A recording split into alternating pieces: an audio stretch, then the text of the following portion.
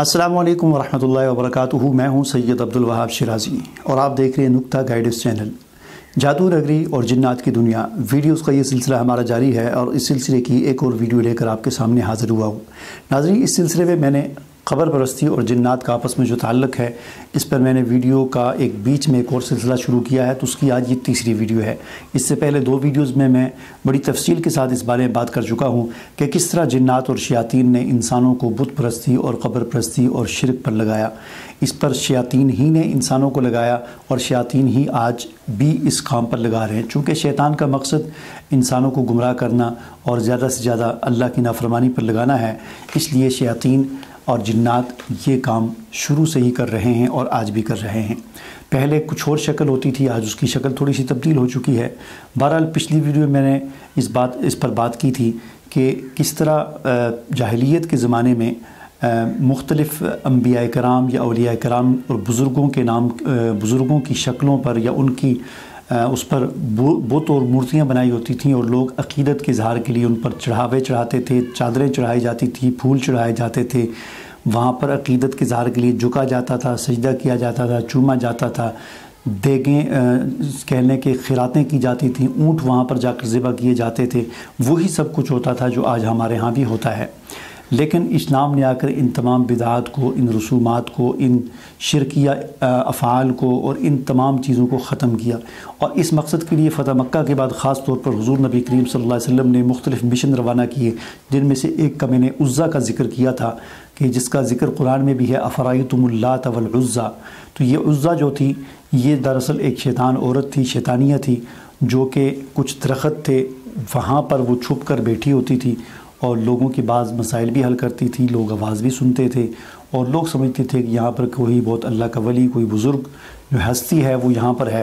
और वहाँ पर जाकर लोग चादरें चढ़ाते थे। दरख्त सारे टाकियों के साथ, रंग बिरंगी टाकियों के साथ भरे हुए थे। लोग अपनी मुरादें और हाजत रवाई, मुश्किल कुशाई वहाँ पर किया करते थे। बहरहाल हुज़ूर अलैहिस्सलाम ने फ़तह मक्का के बाद 20 या 30 सहाबा किराम की एक छोटा सा कमांडो एक्शन कर लश्कर भेजा, जिन्होंने खालिद बिन वलीद रज़ी अल्लाह तआला की सरपरस्ती में वहाँ पर जाकर कार्रवाई की और उस उज़्ज़ा नामी शैतान औरत को जो है वो कत्ल किया और इस तरह ये काम धंधा बंद हुआ।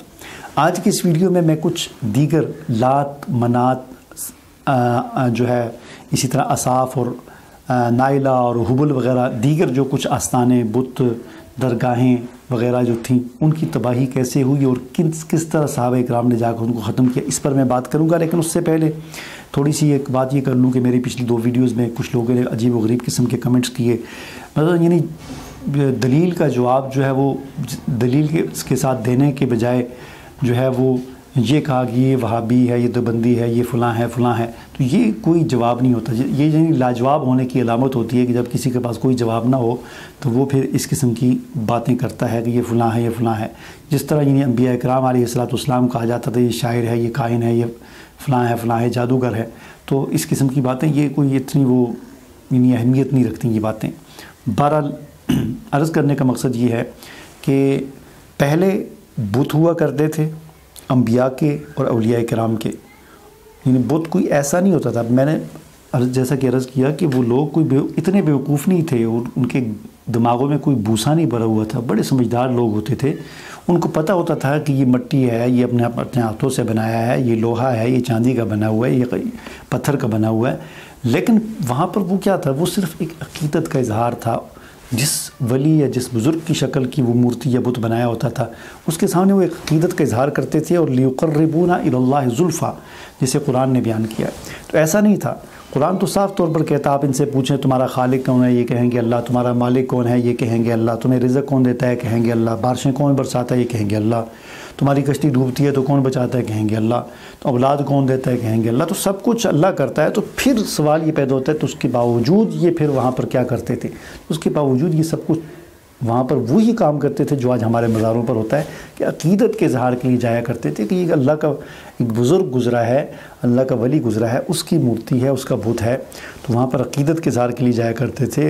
वहाँ पर ऊँट ज़िबा किया करते थे, वहाँ पर खिरातें किया करते थे, वहाँ पर चादरें चढ़ाते थे, फूल चढ़ाते थे। वो सब कुछ जो धंधा आज जारी है, उर्स होते थे, ये सब कुछ मेले वो वहाँ पर भी हुआ करते थे। ऐसा नहीं था कि वो कोई अल्लाह के بالکل ہی اس اللہ کو نہیں مانتے تھے اور اس کو اللہ مانتے تھے، ایسا نہیں تھا، اللہ کو بھی مانتے تھے، خالق مالک رازق بارشیں برسانے والا سب اللہ کو مانتے تھے، لیکن یہاں پر ان کو ایک بیچ میں اس قسم کا واسطہ سمجھتے تھے کہ ہماری بات اللہ تک نہیں پہنچتی، اللہ بہت عظیم ہے، بہت بڑا ہے، تو یہ ہمارے اس کے ذریعے سے ہماری بات ساری آگے جاتی ہے، تو یہ وہ عقیدہ اور تصور ہوتا تھا ان کا۔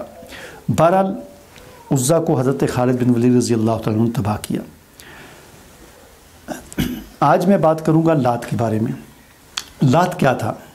لات یہ بھی ایک شخص تھا، ایک نیک انسان تھا اللہ کا، اتنا نیک انسان تھا کہ اس پہلے زمانے میں لوگ دنیا بھر سے جو حج کے لیے آتے تھے تو سخت گرمی میں پیدل لوگ ہوتے تھے، تو یہ راستے میں بیٹھ کر وہاں پر ان کو ٹھنڈا پانی پلایا کرتا تھا حاجیوں کو، اور ستو جو ہے وہ گرمی میں پیس پیس کر ان کو پلایا کرتا تھا، خدمت کیا کرتا تھا حاجیوں کی۔ ساری زندگی اس کی اس طرح خدمت میں گزری، اتنا نیک انسان تھا یہ۔ لیکن جس وقت یہ فوت ہو گیا تو اس کی نیکی چونکہ بڑی مشہور تھی کہ بڑا اللہ کا ولی، بڑا نیک انسان، حاجیوں کی ساری زندگی خدمت کرتا رہا، تو کسی نے بطور یادگار کے، جیسے آج کل ہوتا ہے تصویر بنا لیتے ہیں یہ وہ، اس وقت بطور یادگار کے اس کا بت سا بنا دیا کہ یادگار کے طور پر چلیں جی ہمیں یاد رہے گا کہ یہ ایک انسان جو ہے بڑا اچھا انسان گزرا ہے۔ لیکن وقت کے گزرنے کے ساتھ ساتھ اس بت کے ساتھ پہلے عقیدت، پھر تعظیم اور پھر اس کی پوجا شروع ہو گئی، اور وہاں پر وہی دندے سارے شروع ہو گئے، وہاں پر مجاور آ کر بیٹھ گئے، گدی نشینی شروع ہو گئی، چادریں چڑھائی جانے لگی، پھول چڑھائے جانے لگے، عقیدت کا اظہار، چومنا شروع ہو گئے، سجدے کرنا شروع ہو گئے، حاجت روائی، حاجتیں مانگنا شروع ہو گئے، وہ سب کچھ کرنا وہاں پر شروع ہو گئے۔ تو یہ دھندے وہاں پر سارے شروع ہو گئے، یہاں تک بھی ہو گیا کہ مدینہ کے لوگ جس وقت حج یا عمرہ کرنے کے لیے آتے تھے تو احرام آ کر وہاں سے لات کے پاس سے آ کر باندھا کرتے تھے، اور وہاں سے آگے اپنے آپ کو محرم شمار کیا کرتے تھے۔ بہرحال اسے ختم کرنے کے لیے حضرت مغیرہ بن شعبہ، حضرت ابو سفیان اور حضرت صخر بن حرب رضی اللہ تعالیٰ عنہ کو حضور علیہ السلام نے بھیجا، اور انہوں نے جا کر اس کو سب کچھ صفایا کیا اور وہاں پر ایک مسجد بنا دی۔ تیسرے نمبر پر منات ہے جی۔ منات مکہ اور مدینہ کے درمیان حدید کے پاس یہ بت تھا، قبیلہ خزاع اور خزرج وغیرہ کے لوگ زمانہ جاہلیت میں اس کی پوجا کیا کرتے تھے، اور یہیں سے آ کر احرام بھی باندھا کرتے تھے، اور یہ بہت مشہور بت تھے یہ لات، منات، عزا، جن کا ذکر قرآن میں بھی ہے۔ اور بہرحال یہاں پر بھی نظر و نیاز کی جاتی تھی، یہاں پر خیراتیں کی جاتی تھی، اور سارے دھندے یہاں پر بھی ہوتے تھے۔ بہرحال حضرت علی رضی اللہ تعالیٰ عنہ نے، شیر خدا حضرت علی رضی اللہ تعالیٰ عنہ نے حضور علیہ السلام کے حکم پر اس مشن کو کمپلیٹ کیا، اور یہاں پر حملہ آور ہو کر اس کو ختم کیا اور نیست و نابود کر کے سب کچھ صفایا کر دیا۔ چوتھے نمبر پر حبل ہے۔ حبل یہ بھی ایک بت تھا اور انسانی شکل کا تھا، خانہ کعبہ کے پاس وہاں پر اندر یہ نصب تھا۔ ایک ہاتھ اس کا ٹوٹ گیا تھا تو بعد میں سونے کا، قریش والوں نے سونے کا ہاتھ اس کا لگا دیا تھا، اور یہاں پر بھی اسی قسم کے دھندے ہوتے تھے، اور یہاں پر استخارے بھی ہوتے تھے، اور لوگ آتے تھے وہ تیر آگے رکھے ہوئے تھے اور اس کے ذریعے وہ قسمت کا حال اور یہ وہ سب کچھ جو آج کل آن لائن استخارے کے نام پر جو ایک دھندا ہمارے ہاں شروع ہے، تو وہ کام سارا یہاں پر ہوا کرتا تھا۔ ٹھیک ہے، اس کا طریقہ کار تھوڑا سا مختلف تھا، تھوڑا سا مختلف ہے۔ بہرحال اس کو بھی حضور علیہ السلام نے فتح مکہ کے بعد ختم کر دیا۔ اصاف اور نائلہ، اصاف اور نائلہ یہ بھی دو شخص تھے، اصاف مرد تھا، نائلہ عورت تھی، دونوں کا آپس میں عشق تھا، ریلیشن شپ چل رہی تھی، ایک دوسرے کے عاشق معشوق تھے، اور یہ غالباً یمن کے رہنے والے تھے۔ تو وہاں سے حج کا قافلہ آ رہا تھا تو یہ دونوں بھی ساتھ آگے حج کرنے، اور یہاں خانہ کعبہ میں آ کر رات کے وقت کہیں شہوت کا غلبہ ہوا، شیطان نے ان کو بہکایا، تو خانہ کعبہ کے اندر ان دونوں نے بدکاری کی، تو اللہ کا عذاب نازل ہوا، اللہ نے دونوں کو پتھر بنا دیا۔ تو لوگوں کو پتہ تھا ان کے ساتھ یہ مسئلہ ہوا ہے، تو شروع میں ان اصاف اور نائلہ یہ صفا اور مروہ کے پاس کہیں پر ان کے بتوں کو وہاں پر نصب کر دیا گیا، عبرت کے لیے کہ لوگ عبرت حاصل کریں کہ انہوں نے بدکاری کی تھی، اور اللہ نے ان کو اس طرح اللہ نے ان کو یہاں پر پتھر بنا دیا۔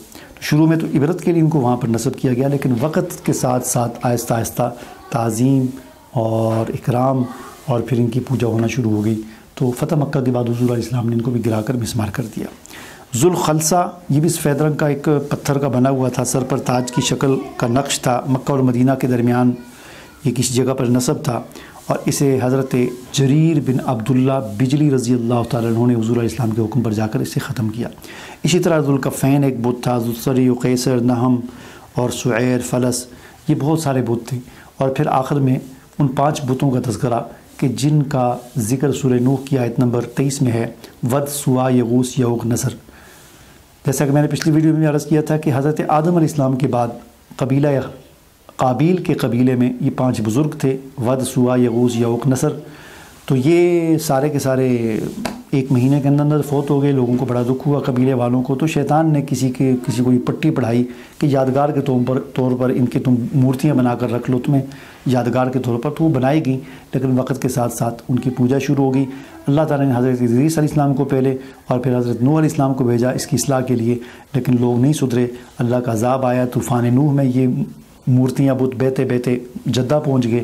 اور پھر بعد میں عرب کے اندر پھر جاہلیت کے زمانے میں ان کو دوبارہ جنات اور شیاطین نے کسی کی نشاندہی کی کہ فلاں جگہ پر مٹی میں دبے ہوئے ہیں. تو جنات کے اور شیاطین کی نشاندہی کرنے پر عمر بن لحی نے مٹی کھدائی کر کے ان کو نکالا اور پھر عرب کے مختلف حصوں میں نصب کر دیا، اور اس طرح ان کی دوبارہ پوجا شروع ہو گئی.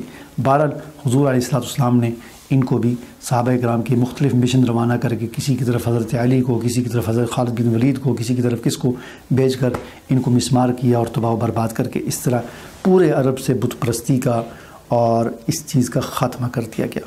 ٹھیک ہے جی. تو میری ان ویڈیوز کا مقصد یہ ہے کہ اس قسم کے جو دھندے ہوتے ہیں اس کے پیچھے بھی شیاطین اور جنات کا ہاتھ ہوتا ہے، جو لوگوں کو ان کاموں پر لگاتے ہیں. چونکہ ان کا کام ہی یہی ہے، ان کا بڑا جو ابلیس ہے وہ ان کے ڈیوٹیاں لگاتا ہے، وہ یہ کام کرتے ہیں اور اسی طرح یہ کام ہوتا ہے. اب اگلی جو میری ویڈیو ہوگی اس میں قبر پر مراقبہ اور وہاں پر جو الہام ہوتا ہے وہ کیسے ہوتا ہے اس بارے میں بات کروں گا. مجھے اجازت دیجیے. اللہ حافظ.